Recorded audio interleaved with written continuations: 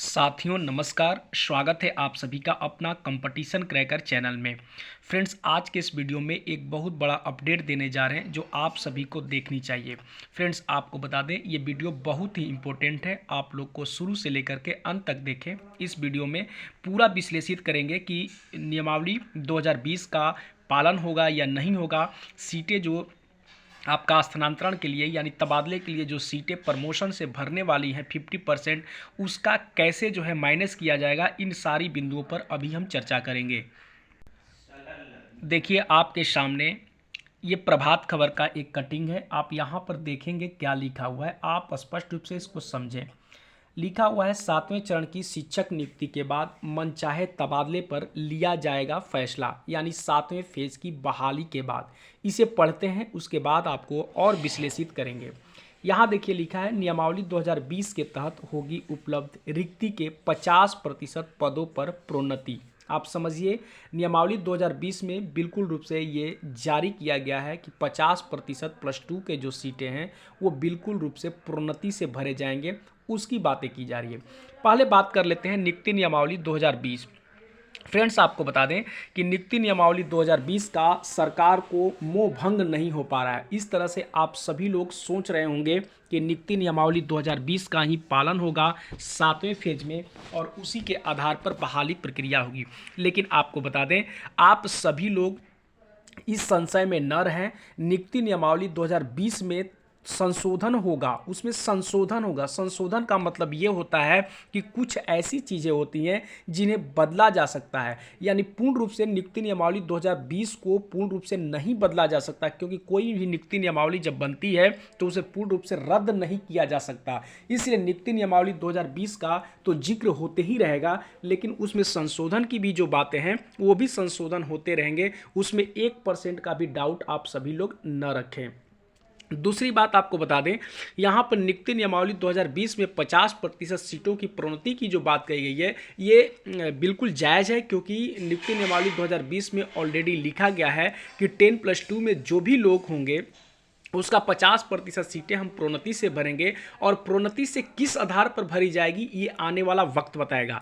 लेकिन आप समझिए कि 2020 नियुक्ति नियमावली का जो जिक्र हो रहा है उसमें संशोधन होगा, और संशोधन हो के 7वें चरण की बहाली प्रक्रिया में कुछ नया निकल के आएगा। लेकिन ये मत समझिए कि 2020 नियुक्ति नियमावली पर ही बहाली होगी।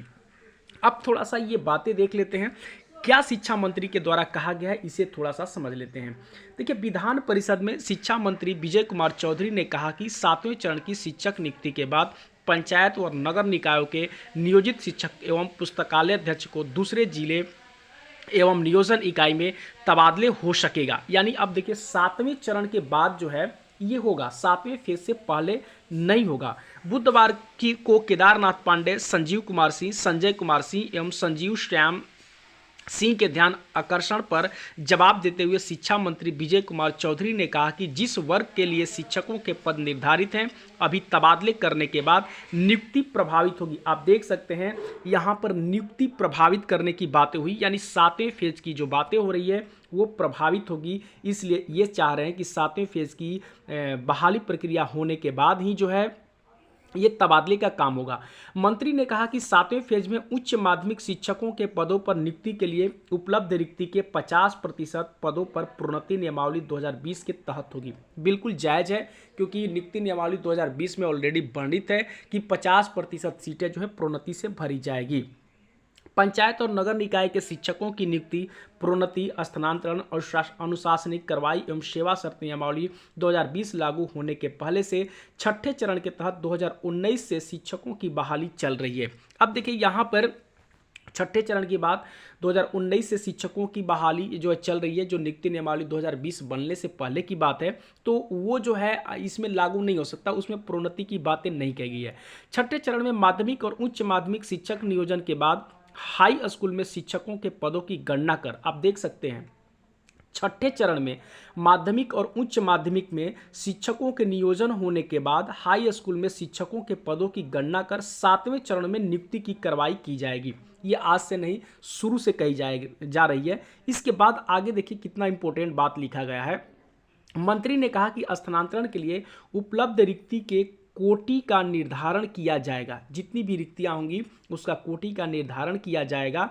उस रिक्त पद की गणना में नियुक्ति के लिए विज्ञप्ति रिक्त पदों को शामिल नहीं किया जाएगा। यानी आप समझ जाइए कि कोटि का निर्धारण किया जाएगा और जितने जो पद हैं 50% पद जो है रिजर्वेशन के जो पद हैं उनको जो 7वें चरण की जो विज्ञापन जो दिया जाएगा उसमें उस पदों को जो है नहीं जोड़ा जाएगा, क्योंकि जो प्रोन्नति से पद भरने वाले हैं उन प्रोन्नति से भरे हुए पदों को 7वें फेज के जो विज्ञापन निकलेंगे उस विज्ञापन में उसे विज्ञप्ति नहीं किया जाएगा। तो समझिए कि जो आपके विज्ञापन में जितनी सीटें आएंगी समझिए उसी सीटों पर आपकी बहाली होगी। उसमें जो है 50% रिजर्वेशन की बात नहीं होगी, क्योंकि वो रिजर्वेशन की बातें जो है ऑलरेडी पहले से वो सीटें आपको रख ली जाएगी।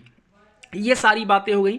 अब आप समझिए कि ये नियमावली 2020 की जो बातें हो रही हैं इन बातों को आप सभी लोग गौर से सुने। अभी भी हम वही बातें बोल रहे हैं कि नियुक्ति नियमावली 2020 राइट है, क्योंकि 6 में बना था, 12 में बना, 20 में बना। तो ये जो भी नियुक्ति नियमावली जो बन रही है वो आपके सामने रहेंगे, इसमें कोई डाउट नहीं है कि इसे पूर्ण रूप से रद्द किया जाएगा या कैंसिल किया, ऐसा कुछ नहीं है। उसमें समय समय पर संशोधन करने की बातें हो रही हैं और संशोधन किया जाता है। तो बिल्कुल राइट है, संशोधन तो होगा ही होगा, इसमें 1% का भी डाउट नहीं है। तो इसका मतलब आप लोग ये न समझे कि नियुक्ति नियमावली 2020 पर ही बहाली होगी। हमें उम्मीद है कि आप सभी लोग इन बातों को समझ चुके होंगे और आप सभी लोग पॉजिटिव रहें, क्योंकि आप सभी लोग बहुत ज़्यादा निगेटिव हो जाते हैं और बहुत ज़्यादा पैनिक हो जाते हैं। इसलिए आप सभी को पैनिक और निगेटिविटी नहीं रखनी है मन में, एकदम पॉजिटिविटी रखें। जो होने वाला है वाकई में जो आपका होगा, लेकिन आप सभी लोग को बता दें कि नियुक्ति नियमावली 2020 का ही पालन होगा, लेकिन वो संशोधित नियुक्ति नियमावली जो है 2020 यानी संशोधित नियुक्ति नियमावली, फिर नेक्स्ट जो होगा वो 2022 की जो बातें होंगी वो उसमें आपको निकल के आएंगी। इसलिए आप सभी लोग पैनिक ना हो और निगेटिविटी न रखें, मन में कोई डाउट ना रखें। आप लोग संयम और धैर्य बना के रखें। धन्यवाद।